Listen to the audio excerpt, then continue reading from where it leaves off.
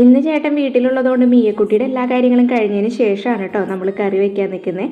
അപ്പോൾ ഫ്രിഡ്ജിൽ കുറച്ച് ചിക്കൻ ഇരിക്കുന്നുണ്ടായിരുന്നേ, അത് ഉപ്പും മഞ്ഞപ്പൊടി മുളക് പൊടിയും പുരട്ടി വെച്ചിട്ടുണ്ട് കേട്ടോ. പിന്നെ നമുക്കിന്ന് കുറച്ച് തിരക്കും കൂടി ഉണ്ട്. കുറച്ച് നാളുകൾക്ക് ശേഷമാണ് ഞാൻ വീണ്ടും കേക്ക് ഓർഡറൊക്കെ എടുത്തു തുടങ്ങി. അപ്പോൾ ഇന്ന് നാളത്തേക്ക് ഒരു കേക്ക് ഉണ്ട്. അപ്പോൾ അത് ഉണ്ടാക്കുന്നതിനൊക്കെ മുന്നേ തന്നെ കറി ഉണ്ടാക്കി വെക്കുന്നതാണ് കേട്ടോ. അപ്പോൾ സവാളയും തക്കാളിയും ഒന്ന് നന്നായിട്ട് വഴണ്ടു വന്നപ്പോൾ ഇഞ്ചി വെളുത്തുള്ളി പേസ്റ്റും അതുപോലെ തന്നെ ബാക്കി പൊടികളൊക്കെ ചേർത്ത് കൊടുത്തിട്ടുണ്ട്.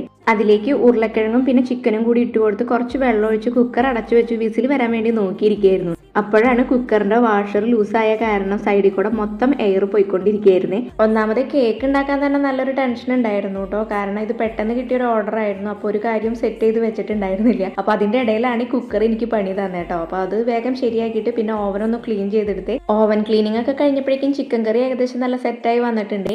പിന്നെ നമുക്ക് പഞ്ചസാര പൊടിച്ചതൊന്നും ഉണ്ടായിരുന്നില്ല. അപ്പോൾ അതൊക്കെ പൊടിച്ചു വെച്ചു. അതുപോലെ തന്നെ ബട്ടർ പേപ്പറും കട്ട് ചെയ്ത് വെച്ചു കേട്ടോ. അപ്പോഴേക്കും ചേട്ടൻ കടയിൽ പോയേക്കായിരുന്നേ. അപ്പോൾ ആള് തിരിച്ചു വന്നിട്ടുണ്ട് കേട്ടോ. അപ്പോൾ മൈദയും അതുപോലെ തന്നെ മുട്ടയൊന്നും ഉണ്ടായിരുന്നില്ല.